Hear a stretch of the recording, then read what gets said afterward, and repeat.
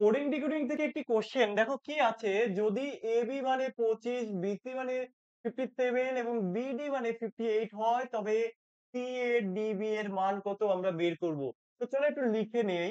AB কত দেওয়া আছে না এবি হচ্ছে 25 আমি নিচে নিচে লিখলাম। বিসি কত দেওয়া আছে বিসি হচ্ছে 57 আবার বিডি কত দেওয়া আছে 58।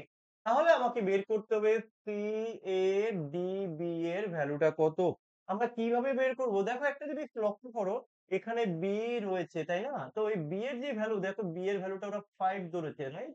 বি এর ভ্যালুটা 5। তো আমি এখান থেকে বি এর ভ্যালুটাকে 5 বসিয়ে দিতে পারি।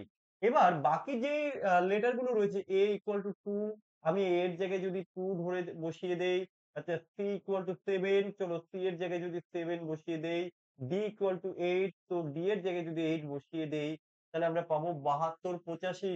তুমি দেখো অপশন সি তেই কিন্তু রয়েছে 72 85। তো আমরা কিন্তু উত্তর বের করে নিলাম। আশা করি সবাই বুঝতে পেরেছো। যদি কোনো ডাউট থাকে কমেন্ট করে অবশ্যই জানিও।